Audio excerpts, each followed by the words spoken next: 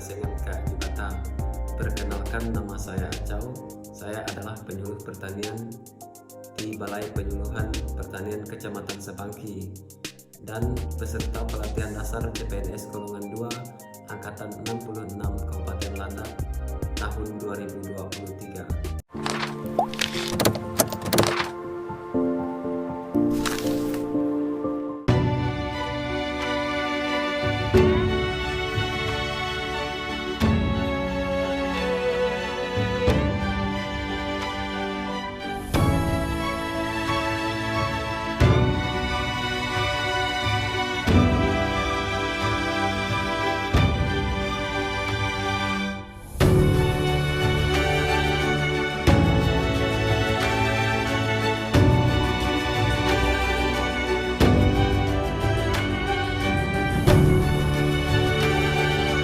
Video kali ini saya akan membacakan deskripsi proses kegiatan pada kegiatan aktualisasi ini. Yang pertama, pada kegiatan membuat rencana penyuluhan pertanian yang kita lakukan pada tanggal 3 Juli 2023 bertempat di Balai Penyuluhan Pertanian Kecamatan Sebangki. Saya membuat rencana kegiatan yang akan dilakukan di lapangan dengan mengevaluasi terlebih dahulu rencana tersebut. Tahapan selanjutnya, pada tanggal 4 sampai 6 Juli 2023 saya membuat materi yang berkaitan dengan bagaimana sebenarnya pangan lestari yang diperlukan oleh masyarakat. Setelah berkonsultasi dengan Kepala Balai Penyuluhan Pertanian Kecamatan Sebangki, kegiatan saya selanjutnya langsung turun ke lapangan, yaitu pada tanggal 7 sampai 8 Juli, agar proses penyuluhan ke petani dapat berjalan dengan sebaik mungkin dan penyuluhan yang dilakukan mudah dipahami secara langsung oleh petani. Selanjutnya, melakukan pengawasan persiapan lahan pertanian Desa Kumpang Tengah dan melakukan pengawasan dengan baik sesuai prosedur yang ada di pengawasan tersebut untuk memudahkan dalam proses pemetaan lahan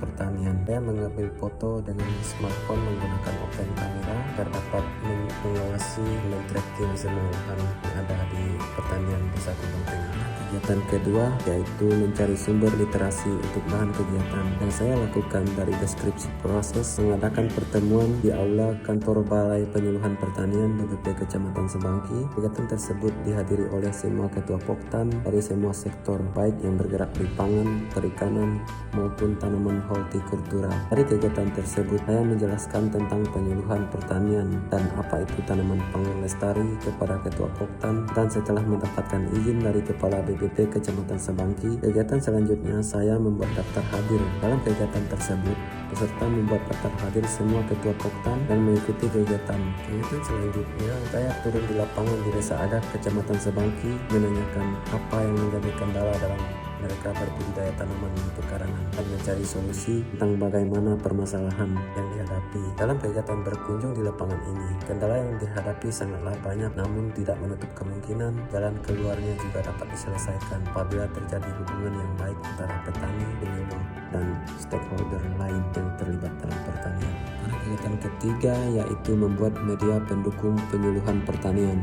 Yang pertama kita lakukan mengadakan penyuluhan di lapangan setelah mendapat persetujuan dari Kepala Balai Penyuluhan Pertanian Kecamatan Sebangki, yaitu Ibu Nima SP, dengan menghargai apapun yang menjadi keputusan beliau. Setelah berkonsultasi dengan Ibu Kepala BPP Kecamatan Sebangki, saya langsung mengadakan penyuluhan. Selanjutnya saya bertemu dengan petani dan menjelaskan kepada mereka tentang cara budidaya tanaman cabai yang baik.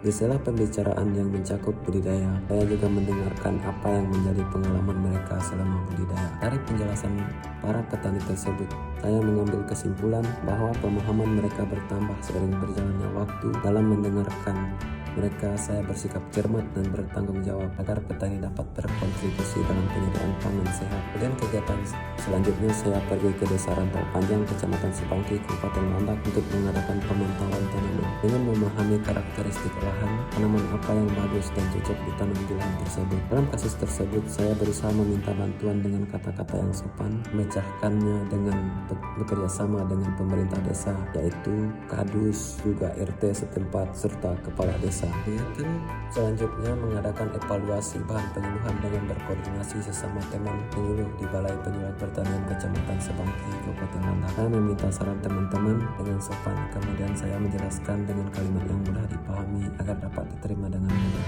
Kegiatan keempat melakukan penyuluhan mengenai cara budidaya. Deskripsi proses dari kegiatan tersebut antara lain meminta pendapat kepada rekan-rekan sesama penyuluh sebelum turun ke lapangan untuk mengadakan praktek kepada ibu-ibu kelompok wanita tani. Saya membuat absensi atau daftar hadir terlebih dahulu dengan cermat agar anggota kelompok tani yang hadir dapat diketahui jumlahnya. Selanjutnya mengikuti kegiatan rapat sosialisasi di Aula Dinas Pertanian Perikanan dan Ketahanan Pangan Kabupaten Landak dengan tepat waktu sesuai jadwal yang ditentukan. Kegiatan tersebut membahas tentang perlindungan lahan pertanian dengan menggunakan aplikasi pada smartphone. Dalam sosialisasi ini melibatkan berbagai pihak, diantaranya Dinas Perkebunan serta OPD yang berkaitan dengan pertanian. Saya mengadakan kegiatan monitoring tanaman sayuran petani di Desa Rantau Panjang, Kecamatan Sebangki. Dari pemantauan tanaman tersebut, diskusi dengan petani terjadi. Karena banyak informasi yang ditanyakan, diantaranya penyakit budidaya yang baik. Bagaimana dari pertanyaan yang diajukan, saya menjawab dengan cermat, teliti, dan juga sopan.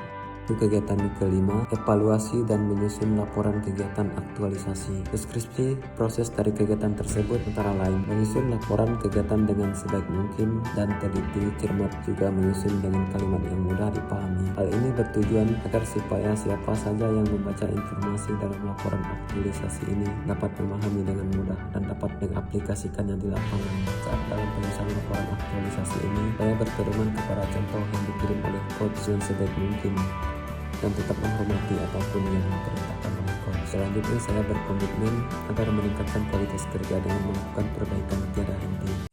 Kesimpulan dari laporan aktualisasi ini adalah laporan aktualisasi ini berisi laporan kegiatan di Balai Penyuluhan Pertanian Kecamatan Sebangki, Kabupaten Landak, dan dapat digunakan oleh peserta latsar untuk mengaktualisasikan nilai-nilai dasar ASN berakhlak, berorientasi pelayanan, akuntabel, kompeten, harmonis, loyal, adaptif, dan kolaboratif. Laporan aktualisasi ini diharapkan mampu meningkatkan kinerja pelatihan dasar dalam menjalankan tugas dan fungsi instansi tempat kerja.